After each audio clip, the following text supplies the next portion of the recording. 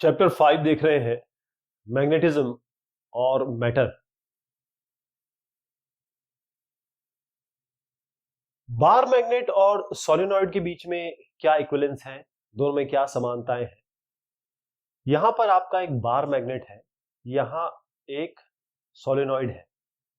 यदि जो pole strength है बार मैग्नेट की, पोल स्ट्रेंथ हमने कहा कि भाई पी से रिप्रेजेंट करते हैं। ध्यान रखिएगा कि कोई भी सिंगल पोल होता नहीं है। सिंगल पोल जैसे साउथ या नॉर्थ अलग अलग नहीं होते, हमेशा पेयर में होते हैं।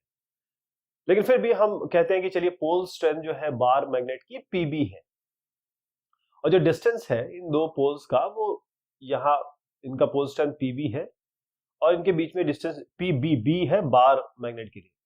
इनके बीच में डिस्टेंस जो है वो 12 है। तो डेफिनेशन से क्या होगा, जो मैग्नेटिक डायपोल मोमेंट होगा इस बार मैग्नेट का, मैग्नेट जो डायपोल मोमेंट होता है वो होता है डिस्टेंस जो दोनों के बीच में है, और चार्ज, यानी कि जो अगर मैग्नेट की बात करें तो यहां पर हम पीबी की बात करेंगे, यानी कि पोल स्ट्रेंथ। तो पीबी हो गया, ये डिस्टेंस हो गया, यानी कि पीबी कितना आ जाएगा, M B by 12। M B जो है ये अगेन ये बार मैग्नेट की बात हो रही है, बी हम बार मैग्नेट से रिप्रेजेंट कर रहे हैं। जब हम इस सोलिनॉइड पे आते हैं तो इसका क्रॉस सेक्शनल एरिया ये वाला यहां से यहां तक इस तरीके जो क्रॉस सेक्शनल एरिया है वो है ए। और करंट जो कैरी कर रहा है, मतलब ये आई करंट कैरी कर रहा है, हर एक टर्न को हम एक क्लोज लूप की तरह इस तरीके से कंसिडर कर सकते हैं। तो मैग्नेटिक डायपोल मोमेंट क्या हुआ, ये तो सीधा सीधा आई इंटू ए हो जाएगा। हम जानते हैं करंट इंटू एरिया, और इसको हम हर टर्न के साथ एसोसिएट कर सकते हैं। तो जो मैग्नेटिक डायपोल मोमेंट होगा हर एक टर्न में उसी डायरेक्शन में, मैग्नेटिक डायपोल मोमेंट उस सोलेनॉइड का क्या होगा, वेक्टर सम हो जाएगा डायपोल मोमेंट सारे टर्न्स का। तो यदि n टर्न्स है और हम जानना चाहते हैं मैग्नेटिक मोमेंट इस सोलेनॉइड के कारण, तो एम एस लिखा है सोलेनॉइड के लिए। एम एस होगा n इंटू आई इंटू ए। आई ए आपका एक के कारण, और ऐसे एक नहीं है, ऐसे बहुत सारे टर्न्स है, n टर्न्स है, तो एन आई ए हो गया, यानी कि पी एस कितना हो गया, एम एस बाय 12, क्योंकि ये जो है वो आपका पी एस है। तो पी एस हो गया आपका एम एस बाय 12। अब देखिए ये जो पी एस हो गया एम एस बाय 12, क्योंकि एम एस हम कह रहे हैं कि मैग्नेटिक मोमेंट इनटू डिस्टेंस है ना, तो पी एस हो गया आपका एम एस बाय 12। अब एम एस की जगह हम ये रख देते हैं एन आई ए, ये भी रख देते हैं एन आई ए, यहां से उठा के एन आई ए बाय 12। इसमें इसको हम कह सकते हैं कि भाई एन आई ए, इस स्मॉल एन से इसको रिप्रेजेंट कर देते हैं, किसको, एन बाय 12 को। तो हम कह रहे हैं स्मॉल एन हो गया कैपिटल एन बाय 12। ये नंबर ऑफ टर्न्स हो गए पर यूनिट लेंथ। कुल मिला के कितनी लेंथ है इसकी, यहां से यहां तक 12 है, हमने एल लेंथ 12 लेंथ मानी है। तो कैपिटल एन टर्न्स हो गए, 12 इसकी पूरी यहां से यहां तक लेंथ हो गई, एन इसे टर्न्स हो गए। तो कितने टर्न्स है एक यूनिट लेंथ में, वो आपके एन बाय 12 से आ गया, हमने इसको एन कह दिया। तो इस इक्वेशन से जो यूनिट है पोल स्ट्रेंथ की एम्पियर मीटर हो गई। अब हमने पहले देख रखा है कि जो मैग्नेटिक फील्ड है, जब हम डायपोल मोमेंट मतलब एक्सिस पे निकालते हैं, अलोंग द मतलब इस एक्सिस पे, ये एक्सिस पे, तो मैग्नेटिक फील्ड डायपोल के एक्सिस पे, तो डायपोल मोमेंट एम क्या होगा, एम के हिसाब से क्या होगा magnetic field, mu 0 by 4 pi 2m bye x cube. ये ऑलरेडी हम प्रूव कर चुके हैं।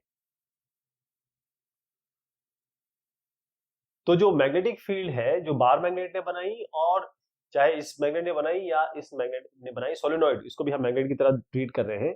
इसको आप क्या कर सकते हैं, एम जो मैग्नेटिक मोमेंट है, एम बी जो आपका बार मैग्नेट है, एम जो डायपोल मोमेंट है या मैग्नेटिक मोमेंट है, या एम एस जो मैग्नेटिक मोमेंट है आपके ये सोलेनॉइड का, ये बी का, इसे हम रिप्रेजेंट कर सकते हैं, जो अभी अपने फॉर्मूला देखें।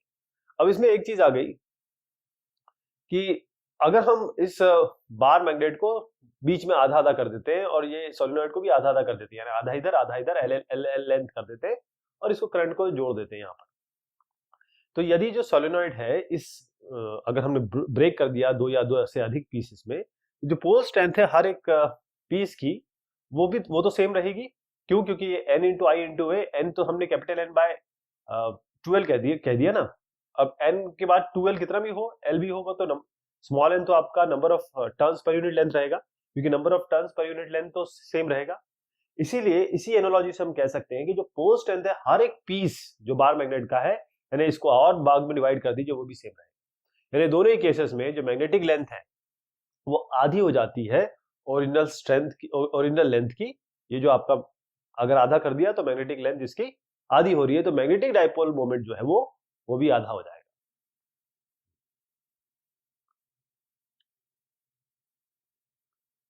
इलेक्ट्रोस्टैटिक एनालॉग, इसका मतलब जब हम मैग्नेट की बात करते हैं, मैग्नेटिज्म की बात करते हैं, वहीं हमारी इलेक्ट्रोस्टैटिक के साथ उसकी एक एनालॉजी है। आप देखिएगा जो फॉर्मूले बनेंगे वो कितने एक जैसे होंगे और किस किस तरीके से एक दूसरे को कॉम्प्लीमेंट करेंगे। तो अगर हम इक्वेशंस को देखें तो हम ये देख पा रहे हैं कि जो मैग्नेटिक फील्ड है, अगर दूरी है लार्ज डिस्टेंस पे एक बार मैग्नेट के कारण या एक सर्कुलर लूप जिसका मैग्नेटिक मोमेंट m है, तो हम डायरेक्टली किस इक्वेशन से निकाल सकते हैं। हम direct P equal to 2a Q लिया, हमने मैग्नेटिक मोमेंट में हमने क्या किया, डिस्टेंस लिया 2a इंटू क्यू, यानी कि अगर हमारे पास एक चार्ज यहाँ है, एक चार्ज यहाँ है, इनके बीच में डिस्टेंस है 2a, तो हम बोलते हैं कि भाई हमारा जो इलेक्ट्रिक फील्ड है एक इलेक्ट्रिक डायपोल के कारण वो 2a इंटू क्यू होता है। और अगर हम बाकी सारे फॉर्मूले निकालना चाहे, इलेक्ट्रोस्टैटिक को कन्वर्ट करना चाहे इलेक्ट्रोस्टैटिक को मैग्नेटिज्म वाले फॉर्मूले से, तो क्या हमको करना क्या पड़ेगा, जहां जहां आपको इलेक्ट्रिक फील्ड दिख रही है वहां वहां आप मैग्नेटिक फील्ड डाल दीजिए, जहां जहां आपको इलेक्ट्रिक डायपोल मोमेंट दिख रहा है वहां मैग्नेटिक डायपोल मोमेंट डाल दीजिए, जहां जहां 1/4 पाई एप्सिलॉन नॉट दिख रहा था आपको इलेक्ट्रोस्टैटिक वाले फॉर्मूलेज में, वहां आपको म्यू 0/4 पाई डाल। आप देखिएगा ये कन्वर्ट करेंगे तो आपको सारे फॉर्मूले मैग्नेटिज्म वाले मिल जाएंगे। एक टेबल आपको दिखाना चाहता हूं, ये एनालॉजी है इलेक्ट्रिक और मैग्नेटिक डायपोल के बीच में। यहां पर देखिए 1/4 पाई एप्सिलॉन नॉट इलेक्ट्रोस्टैटिक्स में जो होता है वो बिल्कुल बराबर होता है म्यू 0/4 पाई, मतलब जहां पर ये होगा मैग्नेटिक में आपको ये कन्वर्ट कर देना, ये लिख देना है। क्यू जो चार्ज है इलेक्ट्रोस्टैटिक की बेसिक जो चीज है वो चार्ज है। यहाँ पर जो है पोल स्ट्रेंथ, जबकि एक पोल की कोई स्ट्रेंथ होती नहीं, दो पोल की एक साथ होती है, लेकिन एक पोल की स्ट्रेंथ है। डायपोल मोमेंट आपका होता है पी, जो इलेक्ट्रोस्टैटिक में हमने चार्ज लिया और बीच में दूरी, यहाँ पर आप पी लीजिए यानी कि पोल स्ट्रेंथ, क्योंकि क्यू को हम इक्वेट कर रहे हैं पी से, तो पी इंटू 2l उनके बीच में दूरी। ऐसे जब इक्वेटोरियल फील्ड पे आप निकालना चाहते हैं या फिर एक्सियल फील्ड में निकालना चाहते हैं electric field due to dipole, तो 1/4 पाई एप्सिलॉन नॉट यहाँ आप म्यू 0/4 पाई कर दीजिए, पी की जगह m कर दीजिए, y की जगह y रहेगा, a की जगह l कर दीजिए। इसी तरीके से ये वाला भी बन जाएगा। एक्सियल फील्ड में आपके पास फॉर्मूला ये था, p की जगह m कर दीजिए, 1/4 पाई एप्सिलॉन नॉट की जगह म्यू 0/4 पाई कर दीजिए। जब इस a को हटाएंगे तो इस l को भी हटा दीजिएगा, ये आपका z के टर्म्स में आ जाएगा, ये आपका z के टर्म्स में आ जाएगा। तो फोर्स क्या बना, फोर्स होता है चार्ज इंटू इलेक्ट्रिक फील्ड, यहाँ पर आप फोर्स होगा pole strength into magnetic field. Torque क्या होगा, टॉर्क होता है P into magnetic moment into electric field, इसका क्रॉस प्रोडक्ट होता है, यहाँ पर मैग्नेटिक मोमेंट और मैग्नेटिक फील्ड का क्रॉस प्रोडक्ट हो जाएगा। एनर्जी होती है, जो पोटेंशियल एनर्जी की बात हमने की थी, वो जो आपका P है यानी कि डायपोल मोमेंट है इंटू डॉट प्रोडक्ट है इसका इलेक्ट्रिक फील्ड के साथ, या मैग्नेटिक मोमेंट लीजिए और उसका डॉट प्रोडक्ट कर दीजिए आपकी मैग्नेटिक फील्ड के साथ।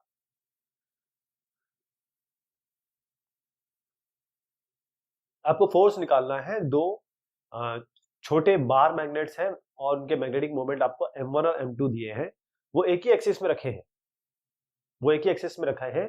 आप P1 और P2 पोल स्ट्रेंथ मान के चलिए, मैग्नेट एक का, मैग्नेट दूसरे का।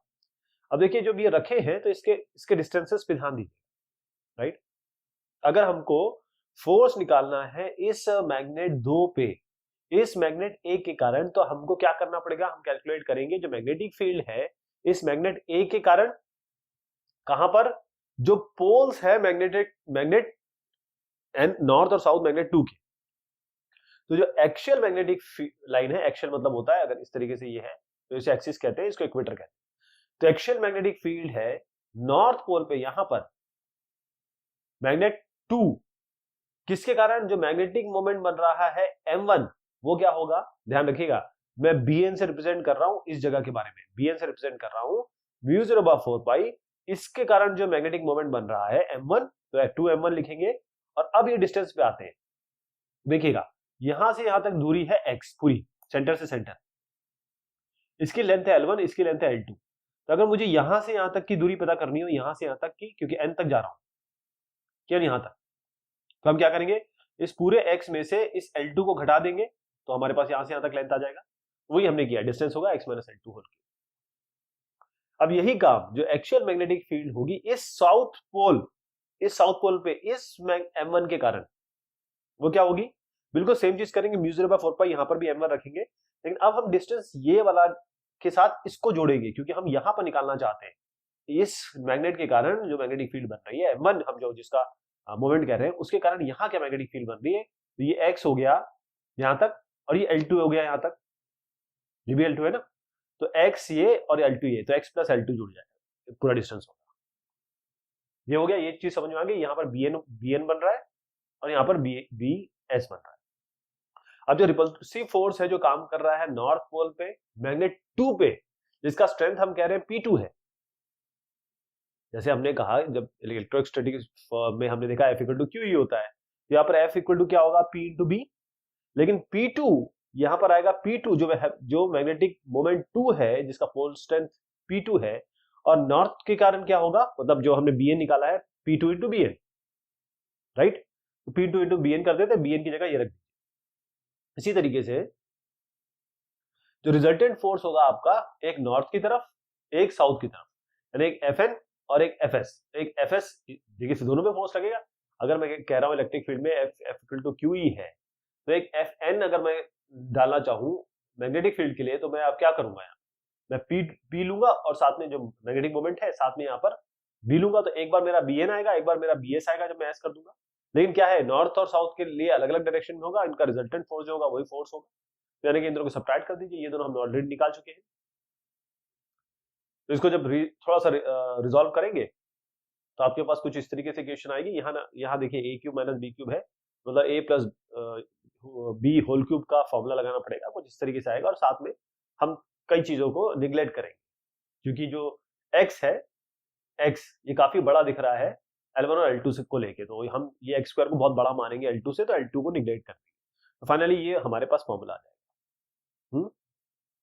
ये जैसे बना हमारा, तो अब देखिए M1 तो दिख रहा है, M2 कहां से लाएंगे, ये 2 इंटू L2 इंटू P2, यानी कि मैग्नेटिक मोमेंट P2 और इसके बीच में लेंथ 2L2, यानी यहीं से बताता हूं, ये यहां तक 2L2 हो गया यहां तक, और P2 इसका मैग्नेटिक मोमेंट हो गया, तो P2 इंटू L2 क्या होता है, ये तो M2 होता है, इसकी जगह M2 रख दीजिए, बाकी x स्क्वायर वगैरह सब तो करते जाएंगे, तो फाइनली ये आ जाएगा F। तो जो रिजल्टेंट फोर्स है वो रिपल्सिव फोर्स होगा, मैग्नेटिक पोजीशन जो आपको दिखाई गई है यहाँ पर, और जो ये काम कहां करेगी, मैग्नेट 2 पे, किस डायरेक्शन में, मैग्नेट 1 से अवे, उससे दूरी पे।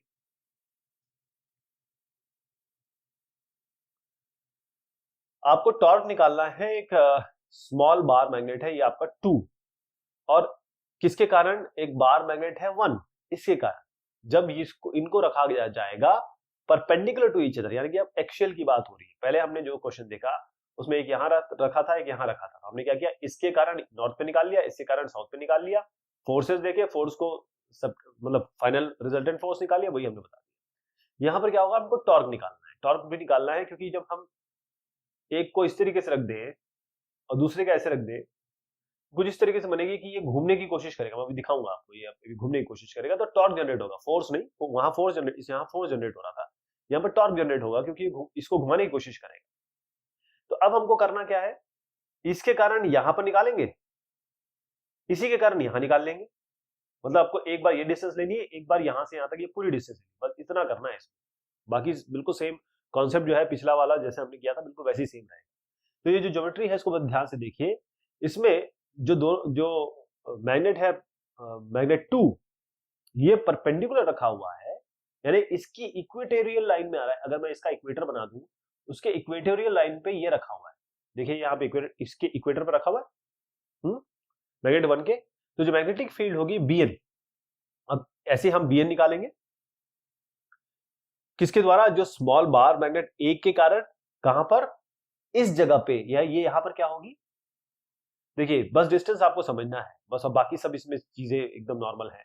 यहां से यहां तक, सेंटर से यहां से यहां तक है डिस्टेंस G, यहां से यहां तक आपका डिस्टेंस है L2, तो मुझे अगर यहां से लेकर यहां तक डिस्टेंस निकालना है, तो मैं D में से L2 को घटा दूंगा, तो ये डिस्टेंस आ जाएगा μ0/4 पाई M1, इसके कारण तो यहां पर निकालेंगे ना, तो M1/d - L2 होल।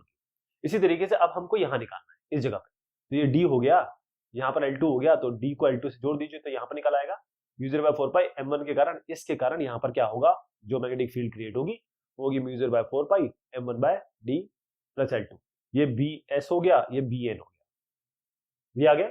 अब जरा फोर्स निकाल लेते हैं। फोर्स के लिए हम क्या करेंगे, अब देखिएगा जो फोर्स यहां पर इस वाले के बारे में बात कर रहा हूं, ऊपर जो इस तरीके से है, एक फोर्स यहां लग रहा है, एक फोर्स यहां लग रहा है, ये दोनों इक्वल एंड अपोजिट तो है, लेकिन एक डायरेक्शन में नहीं है, ताकि ये एक दूसरे को कैंसिल आउट नहीं करेंगे, ये कोलिनियर नहीं है, तो एक दूसरे को घुमाएंगे, ये घुमाएंगे। तो अगर मैं फोर्स निकालना चाहूं, क्योंकि मैग्नेटिक फील्ड निकला ये, तो बस P2 से मल्टीप्लाई कर दूंगा, P2 से मल्टीप्लाई कर दूंगा, क्योंकि मैग्नेटिक मोमेंट तो इसी का लेंगे ना, तो P2 इंटू BN, ये हो गया P2 इंटू BS, इसका हो गया, फोर्स आ गया। जो चीजें आपको अब दोनों बराबर है, बिल्कुल बराबर है, कैसे बराबर हो रही है, अगर मैं L2 और L2 को यहां से हटा दूं, क्योंकि L2 बहुत छोटा है इस D के सापेक्ष में, बहुत छोटा है, तो L2 को मैं निगलेक्ट कर सकता हूं D के रिस्पेक्ट में, तो अगर मैं L2 हटा दूं तो दोनों बराबर हो गए। देखिए दोनों बराबर हो गए, बस इस यहाँ पर L2 को जीरो कर दीजिए, L2 को जीरो कर दीजिए, दोनों बराबर हो गए। लेकिन मैं अभी बताया कि ये दोनों फोर्स हम कह रहे हैं, ये आपका Fn है, ये आपका Fs है, दोनों बराबर है, लेकिन ये दोनों एक लाइन में नहीं है, यानी कोलिनियर नहीं है, तो एक दूसरे को घुमाएंगे, इसको घुमाएंगे ऐसे करके, ये घूमेगा तो टॉर्क लगेगा, तो टॉर्क क्या होगा 2L2, इसी के बारे में तो बात हो रही है, इसकी यहां से यहां तक 2L2, और जो फोर्स लग रहा है कोई भी एक फोर्स ले लीजिए, Fn ले लीजिए या Fs ले लीजिए, राइट, टॉर्क होता है R क्रॉस F, इसलिए हमने R इनके R मतलब यहां से यहां तक की दूरी, इसके बीच में दूरी 2L हो गया, और क्रॉस आपने F कर दिया। अब क्योंकि जो फोर्स है, ये देखिए Fn परपेंडिकुलर है लेंथ के, ये S भी परपेंडिकुलर है लेंथ के, तो जो मैग्नीट्यूड होगी टॉर्क की, किसके रिस्पेक्ट में, सेंटर के रिस्पेक्ट में, वो टॉर्क हो जाएगा, क्योंकि R क्रॉस है ना, क्रॉस में आपका कॉस जब आएगा तो कॉस 0 इज 1, तो हम टॉर्क लेंगे और यहाँ पर 2 इंटू Fn इंटू L2 कर देंगे, यहाँ पर हमारा एक क्रॉस को हटा देंगे, क्योंकि हमारा जो लेवल बन रहा है, जो एंगल बन रहा है, वो हम cos 0 से हटा सकते हैं, तो टॉर्क आ जाएगा 2F2 Fn इंटू L2, बस F की जगह ये रख दीजिए कोई भी चीज, यहाँ पर ये चीज आ जाएगी, और 2L2 P2 पे 2L2 P2 पे आप M2 रख दीजिएगा, mu 0 by 4 pi M1 M2 by D, M2 हमने यहाँ पर ये रखा है, तो ये आपका टॉर्क होगा।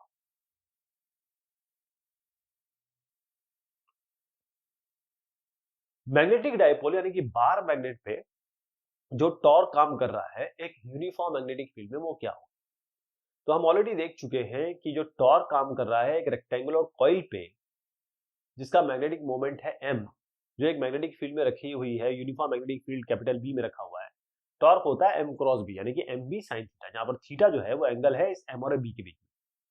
कई किताबों में आप देखेंगे मैग्नेटिक मोमेंट को म्यू से भी रिप्रेजेंट किया गया है। तो ये जो बात है यहाँ पर कि एक बार मैग्नेट को या मैग्नेटिक नीडल को, जिसका मैग्नेटिक डायपोल मोमेंट m है, एक यूनिफॉर्म मैग्नेटिक फील्ड, देखिए यूनिफॉर्म मैग्नेटिक फील्ड है, इसका ये जो आपने रखा है, इसका मैग्नेटिक मोमेंट m है, तो यहाँ पर जो रखा तो क्या होगा, तो जब पोल स्ट्रेंथ की बात करेंगे, तो जो मैग्नेटिक फील्ड है B, उसको हम इस तरीके से मान सकते हैं, इक्विवेलेंट मान सकते हैं, जो फोर्स काम कर रहा है किसी एक यूनिट पोल स्ट्रेंथ पे, है ना, यहाँ पर देखिए एक इस तरीके से काम कर रहा है, यहाँ पर एक इस तरीके से काम कर रहा है, तो जो मैग्नेटिक फील्ड है वो अपोजिट फोर्स एग्जर्ट करेगी, एक Fn को यहाँ घुमा ले जाएगी, एक Fs को यहाँ ले जाएगी, इस पोल को इधर तरफ ले जाएगी, इसको इस तरफ ले जाएगी, मतलब फोर्स लगेंगे तो फोर्स खींचेगा चीजों को, लेकिन ये जो फोर्स है वो एक डायरेक्शन अलग डायरेक्शन में है, बराबर है, बट कोलिनियर नहीं है, इसका मतलब ये इसको घुमाएंगे, टॉर्क जनरेट करेंगे। परपेंडिकुलर डिस्टेंस है इन दोनों के बीच में, अगर आप देखें इसके और इसके बीच में क्या होता है डिस्टेंस, यहाँ पर ये डिस्टेंस है, मतलब अगर मैं एक फोर्स ये कहूँ, एक फोर्स ये कहूँ, तो परपेंडिकुलर डिस्टेंस क्या होगा, ये वाला डिस्टेंस होगा, तो ये ND डिस्टेंस यहाँ पर होगा। तो जो इस कपल यानी कि जब टॉर्क जनरेट होगा, तो बेसिकली ये कपल फॉर्म कर रहे हैं, दो आपके चार्जेस हैं या दो आपके पोल स्ट्रेंथ हैं, वो आपको एक कपल फॉर्म कर रहे हैं, डिस्टेंस भी बता दिया। तो इस कपल के इन्फ्लुएंस में, इस कपल के इफेक्ट में जो मैग्नेटिक डायपोल है वो रोटेट करेगा नई पोजीशन में, ताकि ये थीटा एंगल बना सके B के साथ।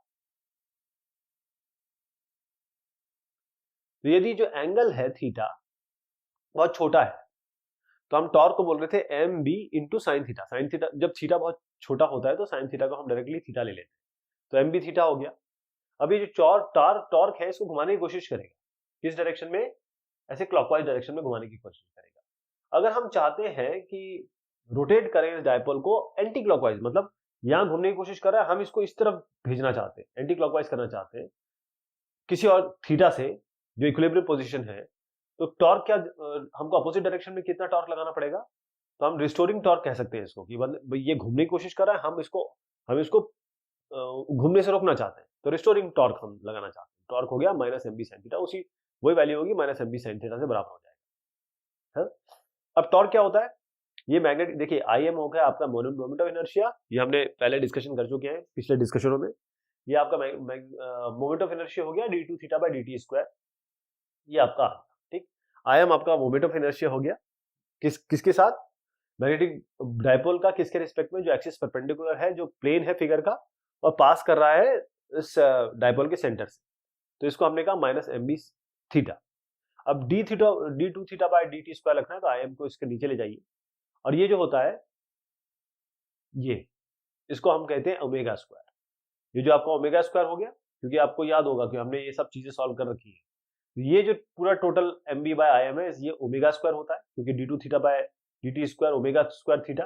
तो जो ये एक डिफरेंशियल इक्वेशन की तरह हो गया, जिसका एंगुलर सिंपल हार्मोनिक मोशन है, तो ये जो ओमेगा स्क्वायर है, इसको आप इक्वेट कर सकते हैं M B by I M से। यहाँ से हमने इक्वेट किया, ओमेगा आ गया आपका under root M B by I M, time T जो होता है time period 2 pi by omega होता है, तो यहाँ पर इस ओमेगा की जगह ये रख दीजिए, तो 2 pi under root I M by M B आ जाएगा, और आपको बी निकालना हो तो ये फॉर्मूला है 4 pi square I M by M T square. अब आपको पोटेंशियल एनर्जी निकालनी है इस डायपोल की, मैग्नेटिक डायपोल की, किसी बाहर की एक्सटर्नल मैग्नेटिक फील्ड में। तो कैसे निकालेंगे उसको, इंटीग्रेट करेंगे टॉर्क डी थीटा, टॉर्क की जगह आप रख दीजिए M B sine theta D theta, यानी कि साइन थीटा डी थीटा का इंटीग्रेशन वो जो होगा माइनस कॉस थीटा होगा, यानी कि आप एम और बी का डॉट प्रोडक्ट कह रहे हैं, यही आपकी एनर्जी हो गई। तो हम यहाँ पर इस इक्वेशन में जो कांस्टेंट ऑफ इंटीग्रेशन है, इसको हमने जीरो लिया है, ये कह के, ये जान के, ये जो पोटेंशियल एनर्जी है थीटा 90 डिग्री पे जीरो हो जाएगी जब मैग्नेटिक मोमेंट, मैग्नेटिक डायपोल वो परपेंडिकुलर हो जाएगा मैग्नेटिक फील्ड बी। तो जब थीटा जीरो होगा तो क्या होगा, minus M B cos zero की जगह 1 आ जाएगा।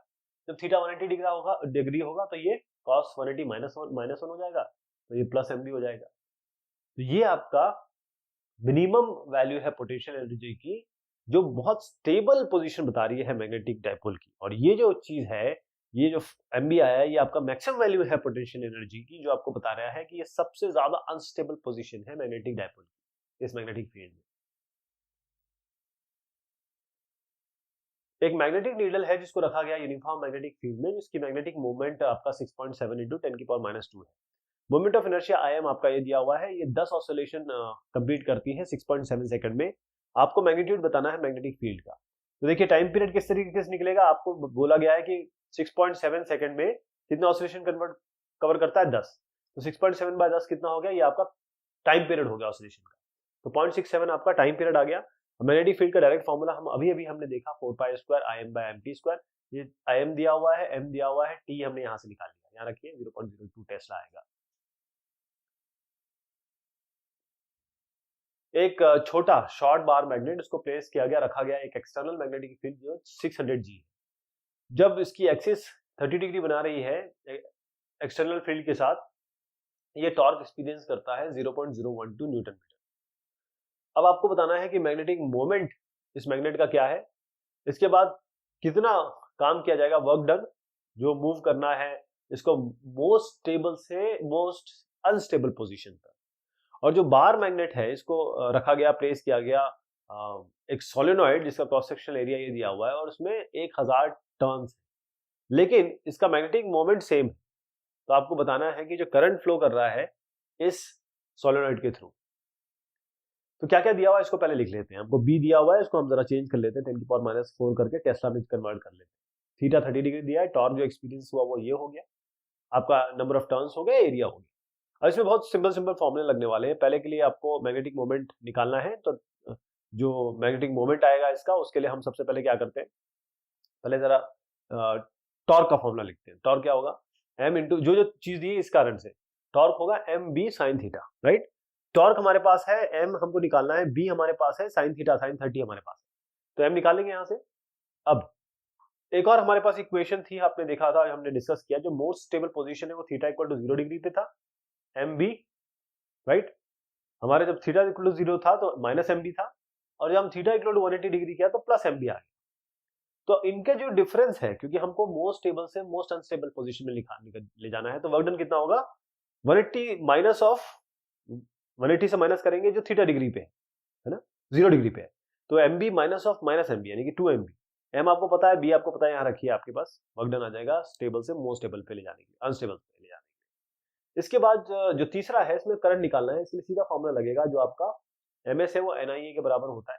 एम एस या एम की बात हो रही है, मैग्नेटिक मोमेंट, ठीक, 0.4, और एन आपके पास है, आई आपको निकालना है, एरिया आपके पास है, एरिया भी दे रखा है यहाँ पर, ये वाला, तो यहाँ पर आई इक्वल टू 2 एम्पियर आ जाएगा। इस तरीके से हम इसको निकालेंगे, एम हमने ये लिया हुआ है।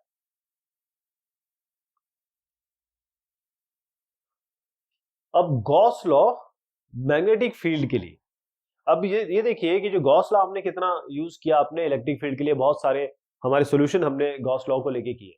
तो गॉस लॉ जो मैग्नेटिक फील्ड के लिए होगा, अगर हम देखें तो कोई भी क्लोज सरफेस लीजिए इस तरीके से, जो number of magnetic field line, जो जितनी नंबर फील्ड लाइन इसमें आ रही होगी इस क्लोज सरफेस में, वो किसके बराबर है, वो किसके बराबर होगी, जो नंबर ऑफ फील्ड लाइन जो जा रही होगी। यानी इस तरीके से मैग्नेटिक फील्ड की लाइन आ रही है, तो इसी तरीके से वो जा भी रही है। और क्योंकि जो मैग्नेटिक फील्ड लाइन जो हमेशा है, वो हमेशा क्लोज लूप बनाती है, ध्यान रखिएगा, जो मैग्नेटिक फ्लक्स इसके साथ एसोसिएटेड होगा किसी भी क्लोज सरफेस द्वारा, तो वो बी डॉट डी अगर आप करने की कोशिश करें गॉस लॉ के तरह, यहाँ मैग्नेटिक गॉस लॉ लगाने की कोशिश करें क्लोज सरफेस के लिए, तो वो जीरो होगा। यहाँ पर बी आपकी मैग्नेटिक फील्ड है, डी है आपका बहुत छोटा सा एरिया हमने लिया जो क्लोज सरफेस का है, यानी कि जो नेट मैग्नेटिक फील्ड जो पास हो रही है इस क्लोज सरफेस के थ्रू, वो जीरो होगी। इस स्टेटमेंट को हम कहते हैं गॉस लॉ मैग्नेटिक फील्ड के लिए, ये है Gauss law for magnetic field. तो गॉस लॉ अगर इलेक्ट्रिक फील्ड के लिए करते थे कि तो क्या था, किसी भी क्लोज सरफेस के लिए E dot D equal to zero, यही हमारा गॉस लॉ। इसको हमने कहा सम कर दीजिए जो भी चार्ज है इसमें इस सरफेस के अंदर, और डिवाइड बाय एप्सिलॉन नॉट कर दीजिए। अब इस इक्वेशन में सिग्मा क्यू यहाँ पर जीरो है, राइट। अगर सिग्मा क्यू जीरो रख दे तो इसका मतलब ई डॉट डी आपका जीरो हो गया, अगर मान लीजिए सम ऑफ चार्जेस आपका जीरो हो गया। अब इस इक्वेशन को जरा इस इक्वेशन से कंपेयर करिए। अब हम ये लिख सकते हैं कि जो गॉस लॉ है मैग्नेटिक फील्ड के कारण, ये बताता है कि कोई भी नेट मैग्नेटिक मोनोपोल यानी कि नॉर्थ या साउथ ये एग्जिस्ट नहीं करता है जो इस क्लोज सरफेस में हो। यानी कि यहां से भी ये प्रूव हो रहा है कि मैग्नेटिक लाइंस तो गोला बनाती हैं और कोई आपका एक सिंगल चार्ज नहीं होता है। तो जो यूनिट है मैग्नेटिक फ्लक्स की वो वेबर होती है, जो इस एक्सप्रेशन से दी जा रही है, 1 weber 1 tesla metre square 1 newton metre by ampere. तो ये बात हमने की एक और पार्ट की इस टॉपिक की। बहुत शुक्रिया, बहुत मेहरबानी आप सभी की।